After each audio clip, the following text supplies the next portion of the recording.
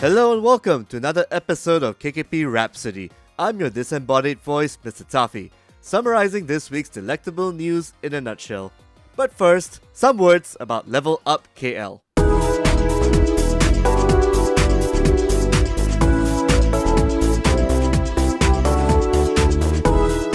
To sum it up, Level Up KL was awesome. Here's what happened during the business days. Larian Studios is opening up a Malaysian studio in their efforts to make Baldur's Gate 3, which is coming out God knows when. Sony Interactive Entertainment Worldwide Studios is setting up shop in Malaysia. Malaysian-made Gigabash, a 3D brawler tribute to those Godzilla games in the early 2000s, won a ton of awards during the SEA Games Awards 2019.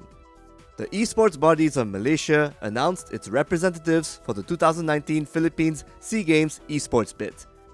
Also, Level Up KL's Play Expo was grand and had a pretty high crowd attendance. To MDEC and all parties involved, great job, and thanks for a successful Level Up KL Expo. If you want to check out what we thought about the games there, as well as our interviews, well, go to the link below, my good fellow. Here's to the next one. After months of controversy and legal messiness, Echo Fox is finally no more. In an interview with Win.gg, an Echo Fox investor spokesperson confirmed that the company is no longer operating. Cue PR spiel. There is no Echo Fox. It's gone. All the players were let go. The staff was terminated. The logo and uniform, they're now a collector's item. It seems that the company was paying $500,000 a month to sustain itself despite not really having the money. Looks like Rick Fox was doing a great job doing PR, but not so much as a boss. Nobody has any idea what the future holds for Echo Fox. Their League of Legends team disbanded after losing their LCS spot. Their fighting game players will need to look for new companies to work with. So, best of luck to them. They say cloud gaming is the future. Well, the future is just about a week away, outside of Southeast Asia. Google Stadia is launching on 19 November, and it seeks to do things that can't be done on other platforms. The Grid reboot coming to Stadia will be doing just that, with a race mode exclusive to the platform. It will be the only version of the game to have a 40-car race mode. Development director at Codemasters Mark Green said it's only possible on Stadia thanks to cloud technology.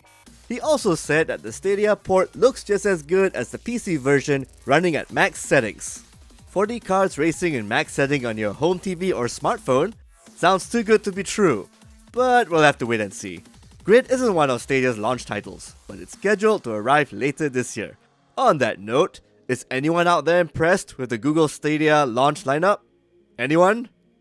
Hello?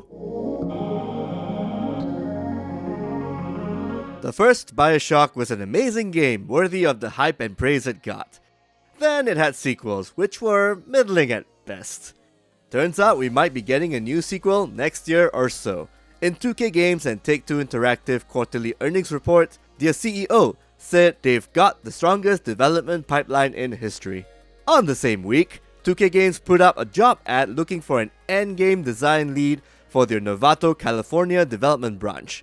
Here's a bit of what's stated in the job description. We want to build a post-narrative set of systems, quests, and player progression that gives our fanatic fangirls and fanboys more content to experience on an ongoing live service basis. Judging from that alone, you can already see where this is going. Do we really need another BioShock game, especially one with live service elements? 2K Games and the Novato studio, would you kindly make this one not suck? We live in a post-Death Stranding world. A world where everyone is captivated by a game about making deliveries. At Kakuchopere, we're captivated by some publications' lack of integrity.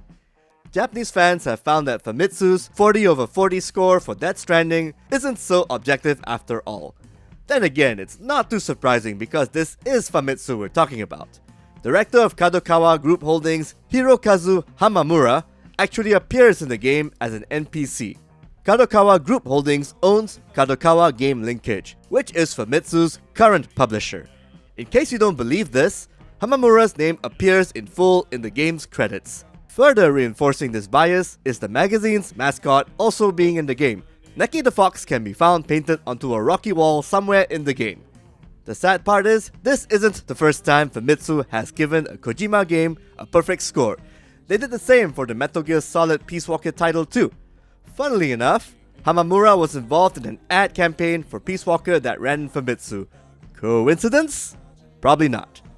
Bottom line, a lot of people are living Death Stranding despite many criticisms about it.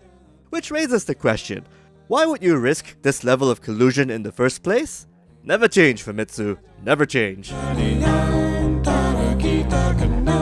That's all for this week's KKP Rhapsody. Until then, that's the way the world pixelates.